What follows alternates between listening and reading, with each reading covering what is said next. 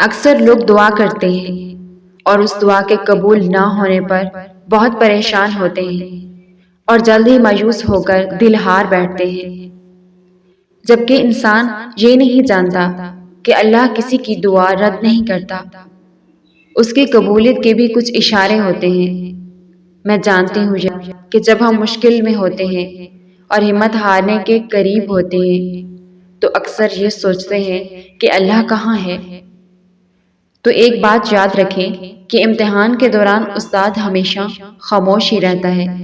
بے شک اللہ ہر چیز پر قادر ہے، اور پھر جب تمام اسباب میں معنی لگنے لگے تو سمجھ جائیں اللہ پاک خود سبب اور اسباب بنانا چاہتا ہے، اور ہمارا ایمان ہے کہ بے شک اللہ ہر چیز پر قادر ہے، کیونکہ وہ رب انہی کو دیتا ہے جو اس پر یقین رکھتے ہیں۔ تم سوچتے ہو کہ معجزے کیسے ہوتے ہیں؟ کن سے فیکون تک کی کہانی یقین رکھنے والوں کے لیے ہی مکمل کرتا ہے اللہ۔ اور اگر تمہارے دل میں دعا کا خیال اب تک آ رہا ہے نا، تو وہ تمہیں اس بات کا اشارہ دے رہا ہے کہ ابھی سب ختم نہیں ہوا، ابھی بھی امید باقی ہے۔ اب بھی وہ تمہارے نصیب کو تمہاری چاہت کے مطابق کر سکتا ہے۔ اگر اللہ تمہارا اب تک دل نہیں بدل رہا تو وہ یہ اس بات کی نشانی ہے کہ اللہ جب اپنا کن فرمانے والا ہے تو آخری لمحے میں بھی منزلیں بدل جایا کرتی ہیں۔ نبی کریم صلی اللہ علیہ وآلہ وسلم نے فرمایا، رات کے وقت ایک گھڑی ایسی ہوتی ہے کہ اس وقت اس کا بندہ جو دعا کرے گا اللہ قبول فرما لیتا ہے، اور وہ گھڑی تہجد کی ہوتی ہے۔ اگر اللہ تمہیں تہجد کی توفیق دے رہا ہے تو یہ اس بات کی واضح نشانی ہے کہ آنے والے وقت میں معجزے تمہارے منتظر ہیں۔ اگر تمہاری کوئی دعا تڑپ کر بار بار مانگنے پر بھی قبول نہ ہو تو جان لو اللہ تمہارے مانگے جانے والی کچھ دعاؤں کو اپنے پاس رکھ لیتا ہے تاکہ بہترین وقت میں تمہیں عطا کر سکے۔ جب کبھی تمہیں لگے کہ تم بہت تھک چکے ہو اور دعا بھی نہیں مانگ سکتے تو خالی ہاتھ پھیلا دیا کرو، وہ تمہارے پھیلے ہوئے ہاتھ اس بات کی گواہی ہوں گے کہ تم رب کائنات کے محتاج ہو، اور میرا رب تو بند بولیوں کی خاموشیوں کو بھی جان لیتا ہے۔ اگر دعا میں آنکھ سے آنسو بہہ رہے ہوں اور زبان کی بجائے دل بول رہا ہو، ایسی کیفیت اس بات کا اشارہ کرتی ہے کہ اللہ کن کی نعمت سے نوازنے والا ہے۔ نبی کریم صلی اللہ علیہ وآلہ وسلم نے ارشاد فرمایا کہ انسان اپنے رب کے قریب سب سے سجدے کی حالت میں ہوتا ہے، اس لیے دعا کثرت سے کیا کرو۔ پوچھا گیا یہ کیسے پتہ چلے گا کہ اللہ ہمیں کب عطا کرنے والا ہے؟ جواب آیا، وہ عطا کرنے پہ آ جائے تو مانگنے کے طریقے بھی سکھا دیتا ہے۔ جب تم اپنے دل کے فیصلوں کا اختیار اپنے رب کو دے کر پرسکون ہو جاتے ہو نا، تو یہ اس بات کا واضح اشارہ ہے کہ اللہ تمہاری دعاؤں پہ راضی ہے، صرف ایک کن کی دیر باقی ہے۔ پتہ ہے اللہ تمہیں بے سکون کب کر دیتا ہے؟ جب تم اللہ کو چھوڑ کر دنیا کے پیچھے بھاگتے ہو، جب تم سب کچھ یاد رکھتے ہو مگر اللہ کو بھول جاتے ہو، تب اللہ وہ ساری دنیا، ساری چیزیں تمہارے ہاتھوں میں تھما کر تمہیں بے سکون کر دیتا ہے۔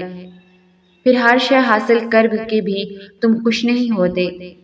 پھر اذان کی آواز کان تک تو پہنچتی ہے مگر دل تک نہیں پہنچتی۔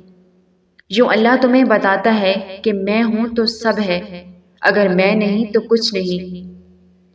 چاہتے رکھو لیکن اللہ کی چاہت سے بڑھ کر کچھ نہیں۔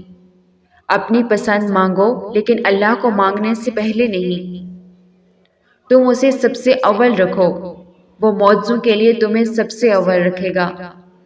تم اسے خاص رکھو، وہ تمہارے لیے اپنا کون خاص رکھے گا۔ ہر چیز نصیب کا حصہ ہے، پھر چاہے وہ غم ہو یا خوشی۔ ہم سوچتے ہیں کہ ہم خود اللہ کی جانب جاتے ہیں، حالانکہ ہمیں تو اس کی جانب بلایا جاتا ہے، کبھی گرا کر اور کبھی سنبھال کر۔ تم تہجد تک خود نہیں جاتے بلکہ تہجد کو تم تک لایا جاتا ہے۔ تم سجدوں کو نہیں چنتے بلکہ تمہیں سجدوں کے لیے چنا جاتا ہے تاکہ تم اس فضل کے پہر میں اٹھ کر اللہ کو منا سکو جس میں مانگی گئی دعائیں کبھی رد نہیں ہو سکتی۔ یہ تڑپ اس لیے پیدا کی گئی ہے تاکہ اللہ تمہیں اپنے بے حد قریب کر سکے۔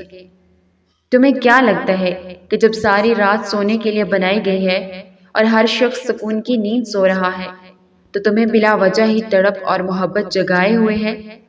نہیں، یہ تڑپ اللہ نے پیدا کی ہے۔ وہ پہلے تمہیں چنتا ہے، پھر ایک ایک کر کے اسباب بناتا ہے، پھر تمہیں ایک ہی جھٹکے میں یوں اپنے قریب کر لیتا ہے کہ صدیوں کا فاصلہ چند لمحوں میں سمٹ آتا ہے۔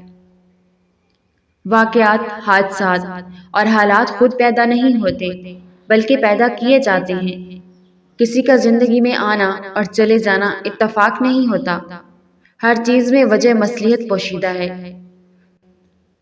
تم جب خود اس کی طرف نہیں جاتے تو تمہیں اس کی طرف کھینچ کر بلایا جاتا ہے۔ ایک درد بھری رات اللہ کے روبرو بیٹھ کر گزر جائے تو زندگی کی باقی راتیں جاگ کر گزارنی نہیں پڑتی۔ جب تمہیں کہیں سے کوئی امید نہیں رہتی تب وہ تمہیں تہجد کی لگن لگا دیتا ہے اور ایک نئی امید سے جوڑ دیتا ہے، اور پھر تم جان جاتے ہو کہ جو درد دن کے اجالوں میں نہیں سمٹ پاتا وہ رات کی تاریکیوں میں سمٹ جاتا ہے۔ بے شک اللہ ہر چیز پر قادر ہے، اور پھر جب تمام اسباب میں معنی لگنے لگے تو سمجھ جائیں اللہ پاک خود سبب اور اسباب بنانا چاہتا ہے، اور ہمارا ایمان ہے کہ بے شک اللہ ہر چیز پر قادر ہے۔ اللہ کی رحمت سے مایوس نہ ہونا۔ اللہ قرآن پاک میں خود فرماتا ہے کہ دعا پہاڑوں کو بھی ان کی جگہ سے سرکا سکتی ہے، تو پھر قبولیت میں شک تو بنتا ہی نہیں۔ رب کی طرف سے پر امید دلاسوں کے بعد بھی رب کے فرمان پہ بھلا کوئی شک ہونا چاہیے۔